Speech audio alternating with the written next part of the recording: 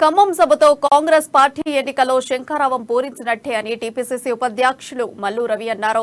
ఖమ్మంలో రేపు జరగబోయే తెలంగాణ జనగర్జన సభ ఏర్పాట్లను ఆయన పరిశీలించారు. ఖమ్మం సభతో తెలంగాణ రాజకీయాల్లో పెనుమార్పులు చోటు చేసుకుంటాయంటున్న మల్లు రవితో మా ప్రతినిధి రాజు ఫేస్ టు ఫేస్. ఖమ్మంలో కాంగ్రెస్ పార్టీ భారీ బహిరంగ సభ నిర్వహించబోతుంది. రేపు దీనికి ముఖ్య అతిథిగా రాహుల్ గాంధీ కూడా రానున్నారు. ఈ సభ ఏర్పాట్లను పర్యవేక్షించడానికి కాంగ్రెస్ పార్టీ సీనియర్ నేత మల్లు రవి గారు ఉన్నారు.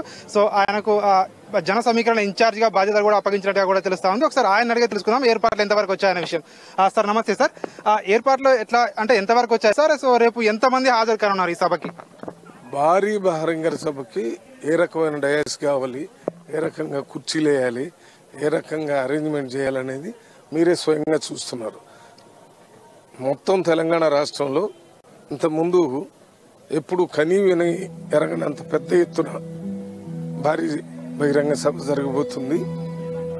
నేను మొత్తం ఈ సభకి ముఖ్య కోఆర్డినేటర్గా ఈ ఉదయం నుంచి సాయంత్రం వరకు అన్ని అసెంబ్లీలో ఉన్న నాయకులతోని ఇన్ఛార్జీలతో మాట్లాడిన తర్వాత నాకు అర్థమైంది ఏంటంటే, ఇవాళ పాత మండల ప్రెసిడెంట్లు, బ్లాక్ ప్రెసిడెంట్లు, కాంగ్రెస్ పార్టీ వ్యవస్థ మొత్తం కాంగ్రెస్ పార్టీలో చేరటానికి వస్తున్నటువంటి నాయకులందరూ కలిసికట్టుగా పనిచేసి ఈ మహాసభను విజయవంతం చేయాలని అన్ని చోట్ల కూడా ఆ పని జరుగుతుంది. సార్, రాష్ట్ర ప్రభుత్వం కొన్ని నిర్బంధాలు పెడుతుందని చెప్పి కూడా కొందరైతే ఆరోపిస్తున్నా ఉన్నారు. ఇక్కడ ఉన్న కార్యకర్తలు ఎవరైతే ఉన్నారో బస్సులు కూడా ఇవ్వట్లేదని చెప్తా ఉన్నారు.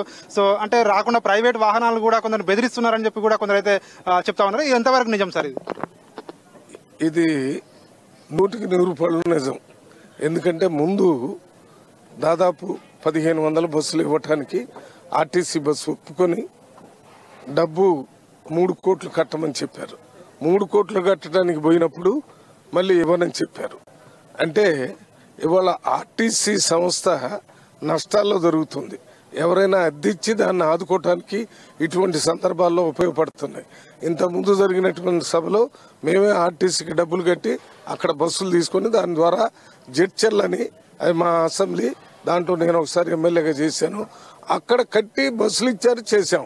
మరి ఇక్కడ బస్సులు ఇస్తారని చెప్పి అన్ని ఏర్పాట్లు జరిగిన తర్వాత ప్రభుత్వం చివరి నిమిషంలో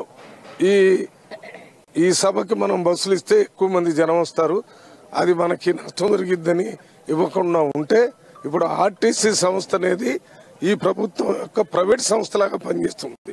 రేపు రాహుల్ గాంధీ గారు 5:30-6 ప్రాంతంలో ఇక్కడికి వస్తారు. సభ 4:30 నుంచే మొదలవుతుంది. 6 నుంచి రాహుల్ గాంధీ గారు 7-7:30 దాకా మాట్లాడటం జరుగుతుంది.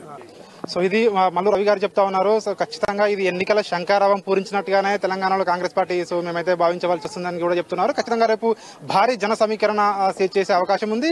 సో రేపు రాహుల్ గాంధీ కూడా రానున్నారు కాబట్టి ఈ సభకు ఏర్పాట్లకు సంబంధించి ప్రత్యక్షంగా కూడా ఇక్కడ పర్యవేక్షిస్తా ఉన్నారు. ఇది ఇక్కడ పరిస్థితి. వీడియో జర్నలిస్ట్ మల్లేష్తో రాజు, అమ్మా న్యూస్, ఖమ్మం.